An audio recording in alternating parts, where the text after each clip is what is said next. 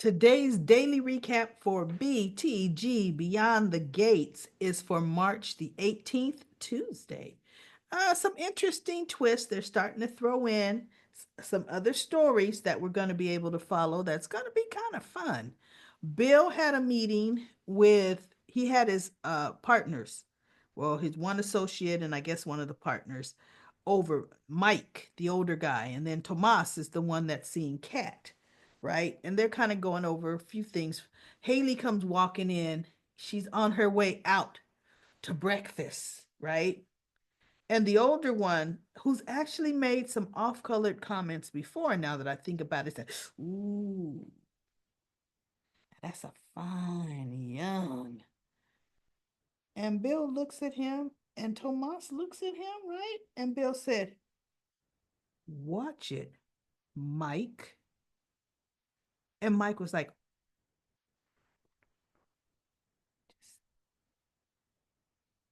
right? So he goes, Thomas, Bill says, "Okay, so how'd your date go with Kat?" And Thomas looks at Bill like, "That's private, man." And he goes, it was fine. It went well. And so Mike says, "Whoa, whoa, wait a minute. You jumping in that lion's den, that Dupree Richardson, that in-law, and that young one there." And Bill said, he goes, "Ooh, tell me." Almost to the effect of, "Did you get in that? Tell us how you hit that, how well you did with that." And Bill said, Mike, okay, that's enough about Kat." And Mike is like, I thought, you were done with that family." He goes, "I may be done with the family." He said, "But my niece Kat, because that was his niece Kat for 30 years, right? Kat ain't even 30."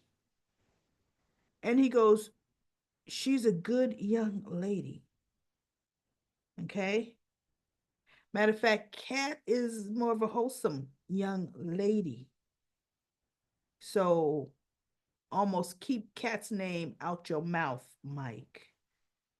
And Mike said, "I'm just saying he should be able to spill some details." And Tomas is looking like, "I ain't telling nothing," right? And Bill just kind of looks at it.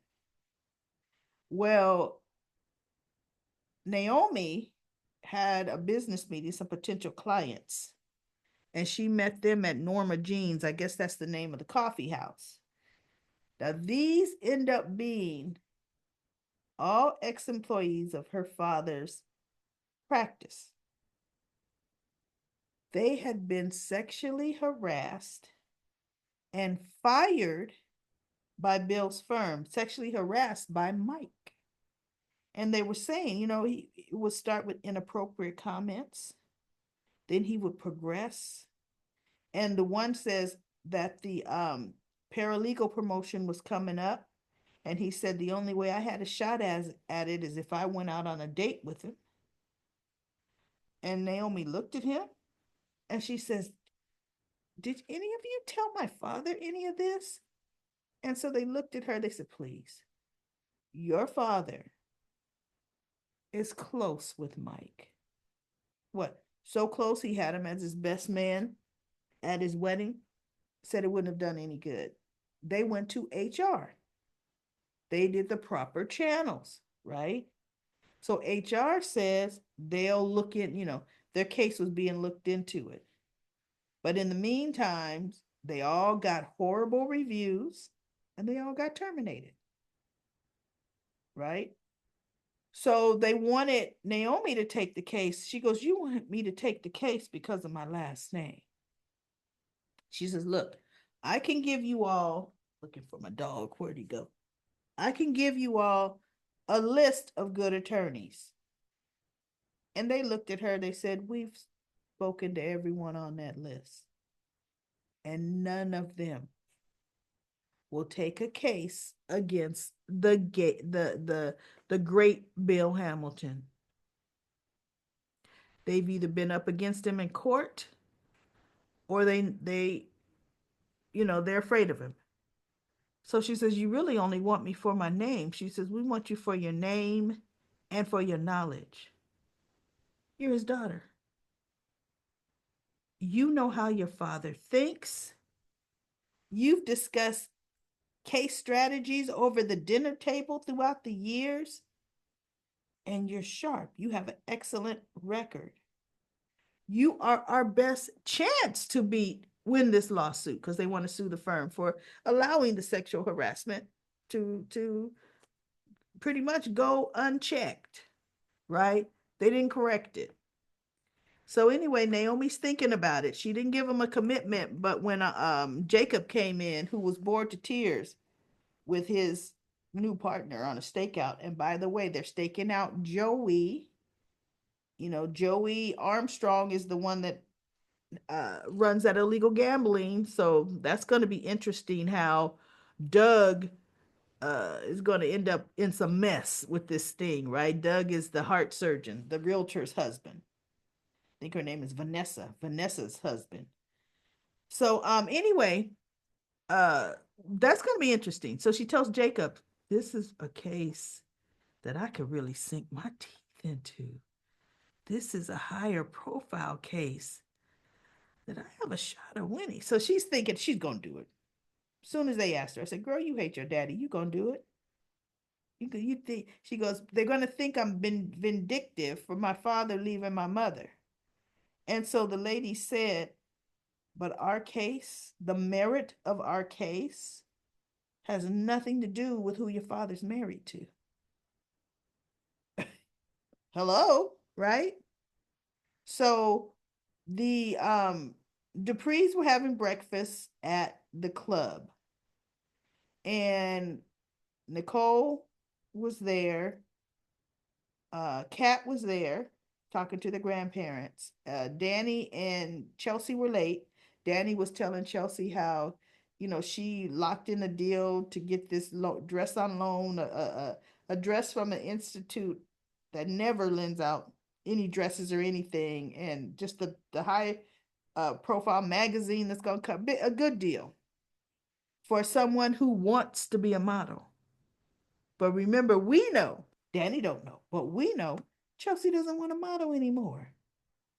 Danny's making all these moves to propel her daughter's career, a career her daughter doesn't want. She just doesn't have the nerve to tell her mother. So anyway, they're like, "Mom, okay, we're late to get to the club." So Danny says, "You go ahead, honey. Tell your grandparents I will be there shortly." Right? So meanwhile, Haley is at the club. She gets there. The Duprees have this big old table on the side. And really, there's nobody else in that whole club, right? Staff is waiting on them.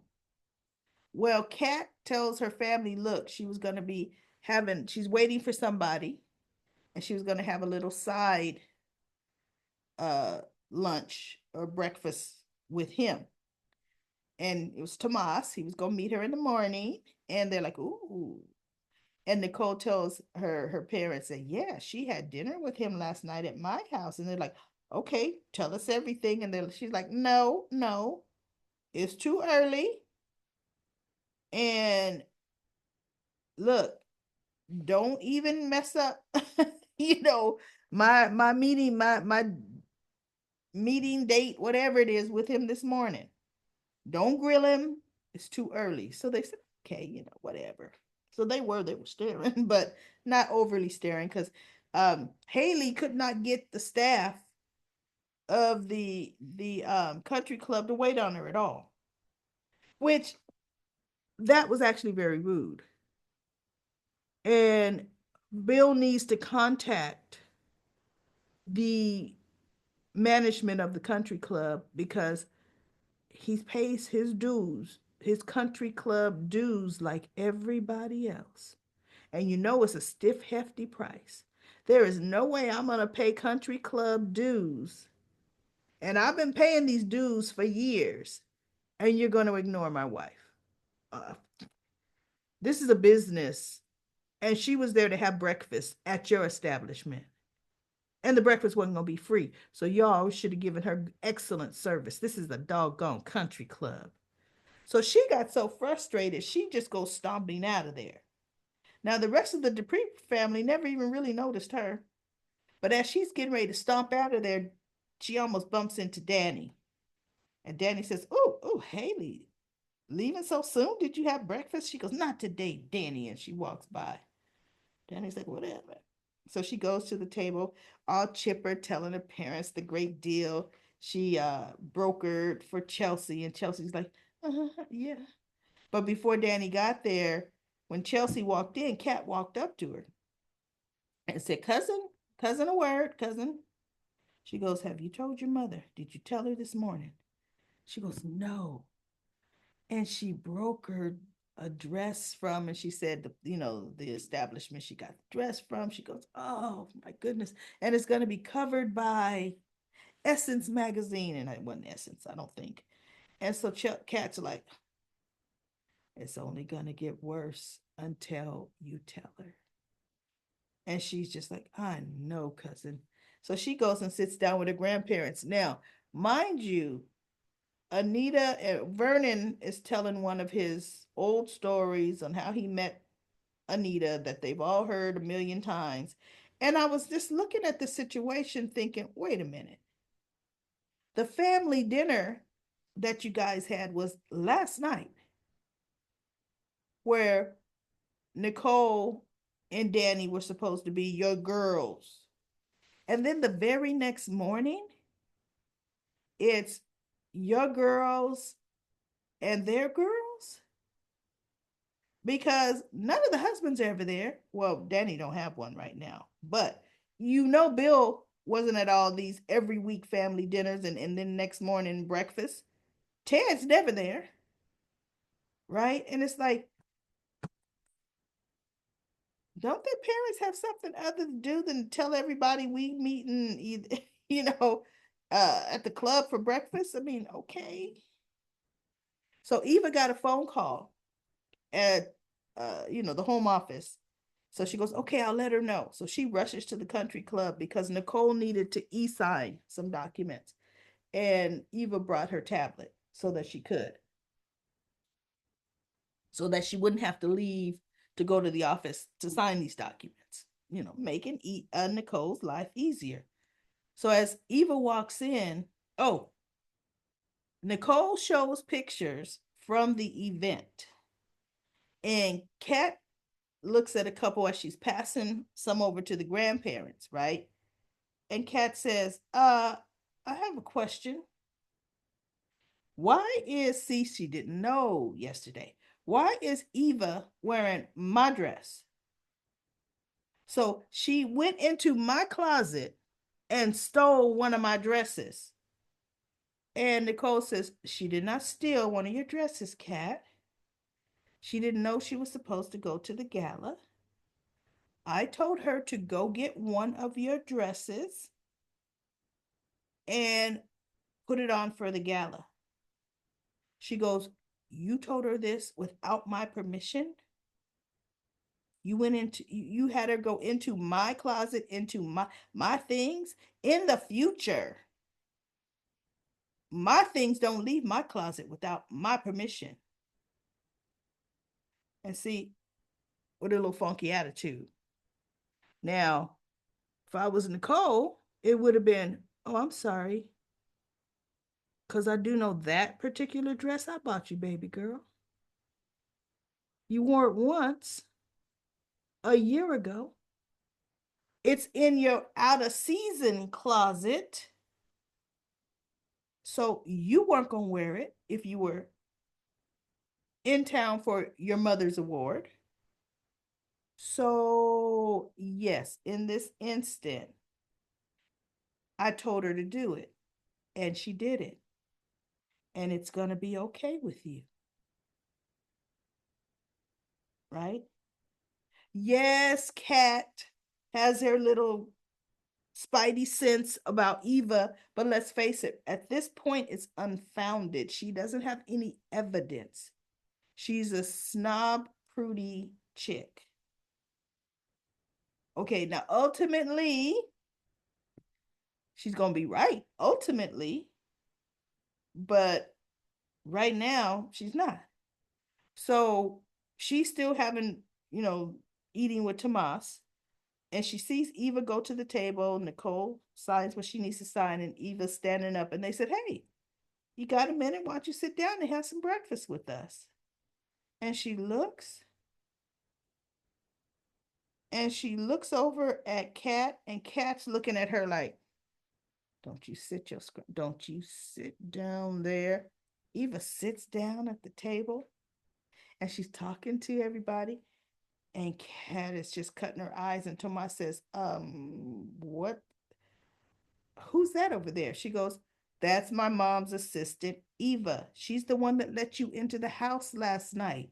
And he goes, "Oh, well, to tell you the truth, I didn't notice her last night. I was too busy because it was really only in passing. She opened the door, right? And I was too busy trying to get in to see you. So I couldn't tell you what she looked like."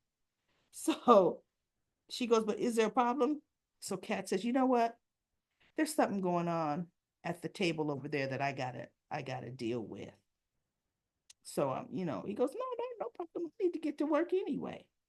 So he signs the check, and she goes over to the table, and she looks at Eva, and she says, "That's my seat." And Nicole looks, see, that's what I'm talking about. Her whole attitude needs to be adjusted, because her grandfather said, "Oh, Cat Honey, there's another seat right there. We asked her to sit down, but that's my seat." It would have been, "No, no, baby girl, that seat over there at the other table with your new friend was your new seat because you gave up this seat with us. So you want to come back to the table with us? Sit your scrawny behind over there." Okay. And if you're rude again to somebody that we have invited to sit down, I know somebody that won't be invited to sit down. Right. So Eva goes, that's okay. You know what? No, she goes, "I'm sure Eva has work to do." And Eva just looks, and Nicole is just kind of like, oh. And I'm thinking, no, Nicole, no, no. That's your assistant. That's being disrespected by your daughter. Again. Okay. Again. So Eva gets up, and she says, "No, Kat's right. I have things I got to do. Thank you all." And she leaves, right? So Kat sits down, and her grandfather said, "Now, was that necessary? We were having a conversation with Eva." She goes, "My mother doesn't pay her to sit down in our club and talk." And I'm like, "Okay, your mother is sitting right next to you." And at that point, when you said that, it should have been a bam. I've had enough of you, girl. I've had enough of you. You don't want to work. You don't work for me. Now, the only reason you're not my personal assistant is, I could tell you right now, you felt the job was beneath you. You wanted to go work with your daddy at his clinic. So I'm not going to tell you again, Kat. Keep your mouth shut where my assistant is. See, nope, nope. She was too free to just be Cat, right? So Eva walks out into the lobby, and Tomas is there checking his phone, and she starts up a conversation with him. And he says something to her, she's, like I'm the assistant or whatever. And he goes, Tomas, blah, blah, blah. Somehow came out he's an attorney, right? And she goes, oh, an attorney. So what did she say? Oh, and now Kat is walking out. Now, why Kat didn't keep her skinny behind in that chair that she wanted Eva out of, right? Kat comes walking around the corner and she hears Eva saying, oh, so that means when I call, you can get me off over and over again. Kat's looking, and he's like, ooh, like what you say, girl? Right? And so she goes, that saying that when she's bad, she's really, really bad. And when she's good, she's something or other. She goes, that's me. And she goes, see you around. Oh, he goes, ooh, you're bold. I like it. And he says, see you later. He goes, I'll see you, run into you again, or whatever he says. And he walks away. Kat walks up to her. Why were you flirting with Tomas? She goes, what? Why were you flirting with Tomas? What were you saying? She goes, you mean your date you had sitting over there in the corner, or she goes, so you knew he was with me. You knew it. You knew he came over last night, but yet you there flirting with him. She goes, now Kat, insecure much? And she turns and she walks away. And I thought, yeah, she gonna take Tom Tomas just for the heck of it to mess with Kat, right? But you know what? Kat thinks she's the cat's meow, but she gonna find out something, right? Because Eva is that alley cat. Mm-hmm. So now Nicole leaves the lunch, breakfast. She didn't eat a thing. Her or Chelsea didn't eat. She goes back home. First thing she does, go to her little cabinet in her kitchen area and pulls out some either gin or vodka, white tequila, white drink, and she just drinking from the bottle. And it's morning, y'all. It's morning, and she just gets nice and drunk and lays out on her kitchen floor. And I said, okay, so here we go. She's just gonna now turn into an alcoholic, can't get out. But you know what? We don't have enough backstory on Beyond the Gates. Perhaps this is Danny. Whenever Danny is bored, we don't know. Because the girls have been out the house for a minute. Well, Bill's been gone for 6 months, so she could be doing this. This could be her daily routine, getting drunk all the time. Now we're seeing it. So we shall see. We'll find out what's going on. Let's see. Then at the end, Haley did something really stupid. Really, really stupid. She tells him what happened at the club, how they ignored her. Maybe we didn't think this thing through. And he's looking at her like, what thing? I mean, people are not going to accept me. I'm in a neighborhood to where they are she, because she wants to be have friends on every corner. And he goes, I can make that happen. She says, no, I don't think you can, Bill. Not in this neighborhood. Perhaps we shouldn't have moved here. Or you know what? Perhaps we really just shouldn't have should have rethink this whole thing. And he's like, well, what do you mean by this whole thing? This marriage, this whole thing. Maybe it's wrong. Maybe we shouldn't have done it. And Bill's kind of looking down over at her like, girl, what you talking about? Rethink this whole thing. For one, I left my wife and ostracized my girls for you. And now you so quick to we need to rethink this whole thing. Before you say all that, Danny, you say, sell this house, let's get out of this community because I love you. But we were wrong wanting to move here because I'll never have a minute's peace. That's what you should say. But if you truly loved him, you wouldn't be talking about, we need to rethink this whole marriage. Because Bill is thinking, look, I had a million mistresses before you, none of which I married, and now I marry you. You talking about maybe we needed to rethink this whole thing. Okay. Wowzers. Okay. So let's go to comment corner. Comment corner. We have Denzel. Denzel says, you know what? I wasn't even mad at Danny for crashing in both Bill and Haley's house, breaking things and starting to drink too, and fell asleep. I don't get me wrong, Danny should definitely get help, but help and all, but she still did the right well, she still did the right to me in my eyes because of what Bill and Haley did to Danny. No, she did not do anything right. Period. Her daughter Naomi and the rest of the Duprees was definitely wrong. Was definitely wrong. Just saying.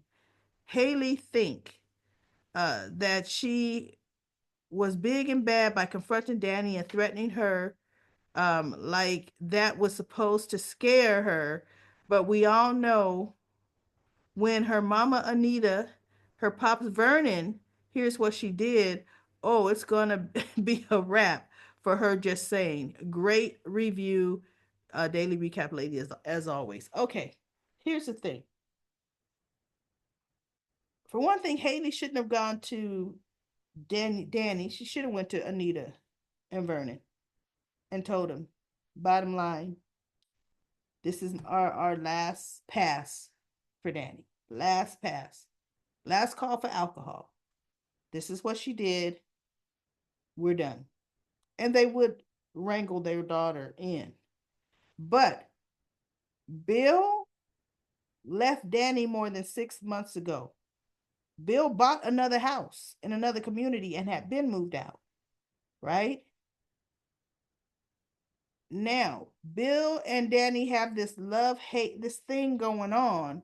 But what Danny is doing, breaking in private property, all that stuff, no, no. There's nothing right about that. In her drunken state, she could have caused a fire, burned herself and that house down. That don't make, oh, because Bill left her. No, that's not the excuse. That's not it. That she don't get a pass. She went and groveled on her knees, her hands and knees, begging the man to come home, and he still scoffed at her. Walk away, girl. Walk away. Period. And Claire says Danny needs to stop. She most definitely is a Looney Tune. Passing out in Bill's house. What kind of example is she setting for her daughters? None. She needs some professional help. Yes, she does. Jess K says, I kind of want Haley to tell Nicole about Danny being in her house. She needs to tell Danny's parents, right? Danny needs help, and I'm tired of her doing stupid stuff, drinking and having uh mediocre sex with Andre. I say mediocre because Danny isn't over Bill. So the sex isn't good as it seems. Yeah, she's just doing it because she's bored, right? I found it funny how Ted and Eva, potentially father and daughter, want LSD. I like that. Leslie, Sherry, Dana away from Nicole. Even though it was a slow episode, they moved things along instead of having the same dialogue over and over for weeks. That's true. I like that too, because boy, the other soaps on CBS are horrid. We shall see how BTG does months later with the dialogue and stories progressions. Yeah, we shall. Black Purple Turquoise says Danny's going to have to let Bill and Haley go.